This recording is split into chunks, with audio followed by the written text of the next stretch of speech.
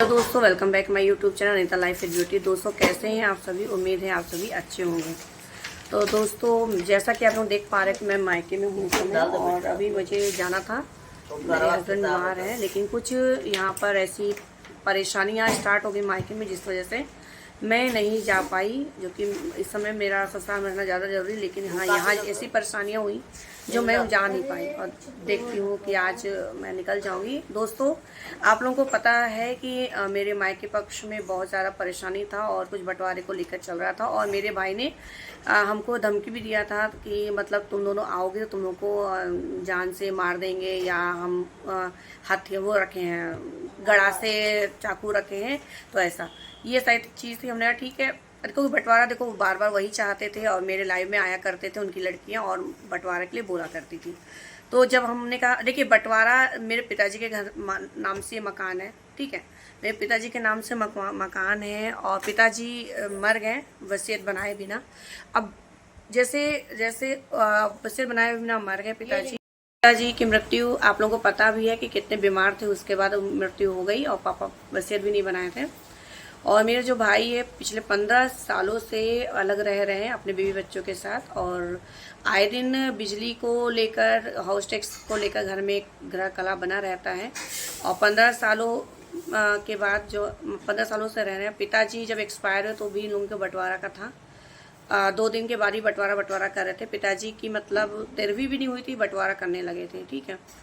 तो फिर भी हम लोग सोचे चलो भाई हैं अपना, आपस में एक ऊपर रहे एक नीचे रहेगा। लेकिन ये जो मेरी भाभी है वो बार बार यहाँ वहाँ घूम घूम के कहती थी अरे हमें लड़कियों से मतलब नहीं रखना है और जो भी चीज़ें हैं मतलब नहीं रखना और हम देखना भी नहीं चाहते। और मेरी माँ मरने के बाद, मेरे पिताजी के मरने के बाद जो मेरी माँ के पास वो एक दिन भी आकर बैठे नहीं, ना उनका हाल चाल लिए, ना कुछ भी नहीं। मतलब वो मतलब उनको ये भी नहीं फील हो रहा, करवा रहे थे कि उनके पिताजी खत्म है। अपने बीवी बच्चों के साथ हंसना बोलना, मतलब अच्छा, मतलब और पिताजी जिन खत्म हुए थे ना दोस्तों बताऊं, उसी दिन दूसरे दिन ही इनके घर में टीवी और सारे रेडियो चलता था। तो मतलब उनको कोई भी दुख नहीं था मेरे पिताजी खत्म हुए हैं, है ना, कोई भी दुख नहीं हुआ था। और मेरे माँ को एक भी सांत्वना नहीं दी कि भाई उनके पति खत्म हुए या उनके खत्म हुए, उनको कोई मतलब नहीं। मेरे पिताजी, मम्मी जो थी ना, जब वो कुछ कार्यक्रम होते हैं ना, मतलब बेटा का कार्यक्रम होता है तो वो करने के लिए भी नहीं तैयार होते थे और मेरी माँ उनको रो रो कर बोलती थी भाई बड़े बेटे को करो, ठीक है, तो नहीं करते थे वो।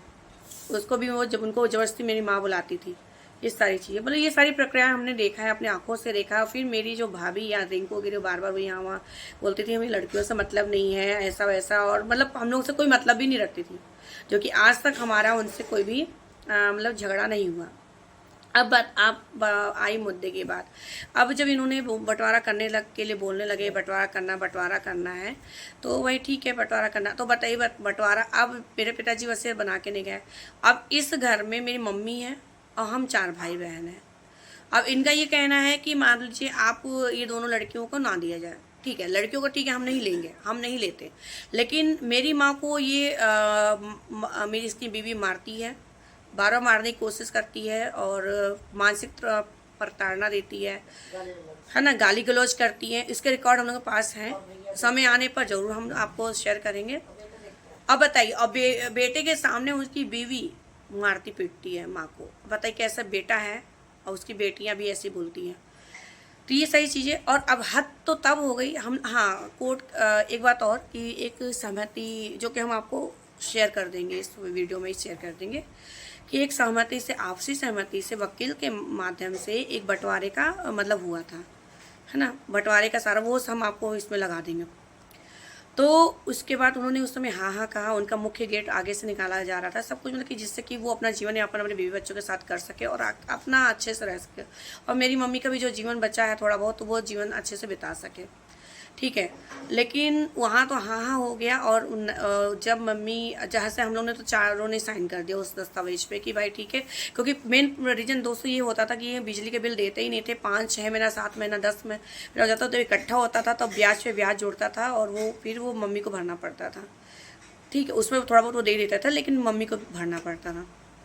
तो यही निष्कर्ष निकाला कि भाई इससे अच्छा है कि भाई वैसे वो 15 साल से अलग रह ही रहे हैं, 2 कमरे तो उनको ऑलरेडी वो 2 कमरे में कब्जा किए थे, 1 कमरा और उनको दिया जा रहा था, जो कि दुकान है जिसमें कि मेरा भाई दुकान लगाता है छोटा वाला, लेकिन उसको वो वही दिया जा रहा है कि चलो तुम वहाँ से दरवाज़ा खोल लो और अपना अपना जीवन बच्चों के साथ अच्छे से रहो, ठीक है। ना तुम अपना रहो, अब मेरी मम्मी अपना जीवन यापन करे भाई, इतना तुम।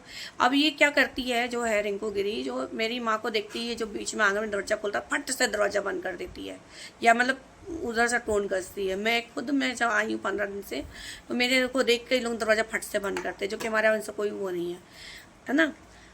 तो ये सारी चीज़ें हुई। अब कल बात बताऊँ दोस्तों, कल की बात बताती हूँ, पिछला जो कल है, मेरी माँ साइन कराने गई इनसे, मतलब कि भाई हम लोगों ने तो कर दिया कि भाई हम लोग को कोई दिक्कत नहीं है, चलो साइन कर दो हम लोग, क्योंकि भाई मैं देखो, लड़ाई झगड़ों से अच्छा है कि भाई हम अलग अलग रहें, वो ज़्यादा अच्छा है। रोज़ की मारपीट से खून खच्चे से मतलब अलग रहो।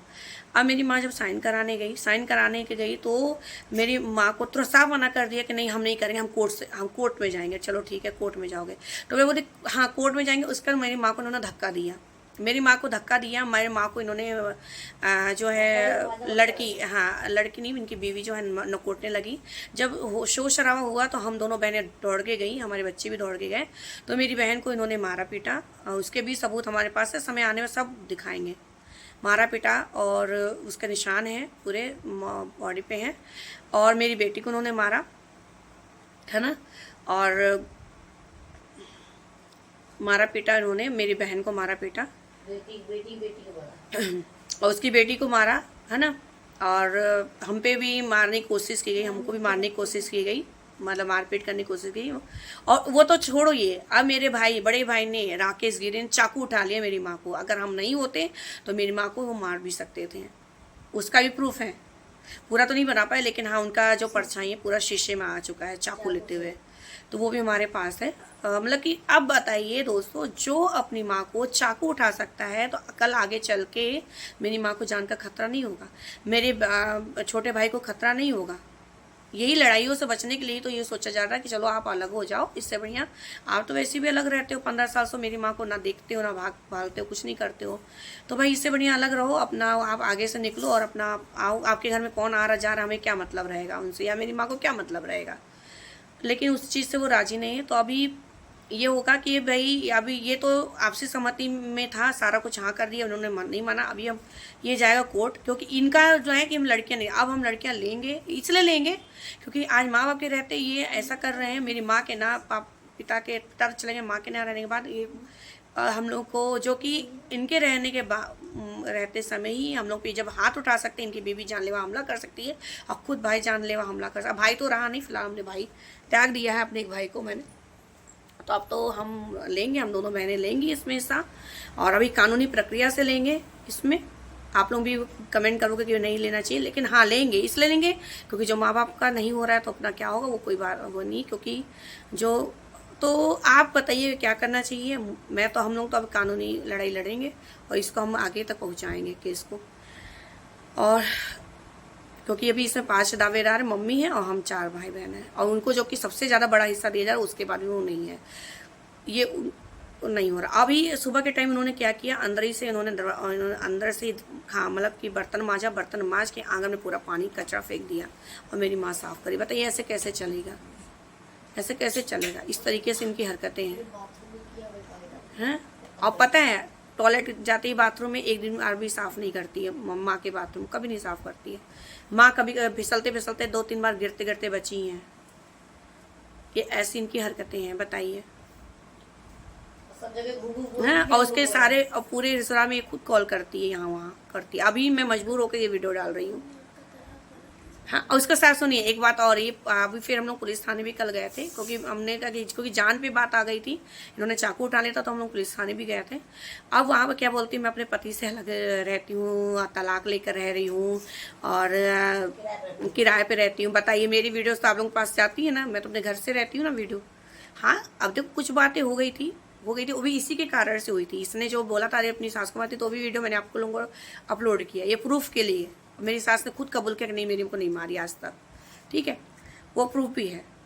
जितना भी हो, मेरे भले हम लोग आपस में चाहे झगड़ा किसके घर में नहीं होता, लेकिन हम इनके जैसे नहीं करते कि इनके हाथ उठा दे, चाकू उठा दे, मार दे।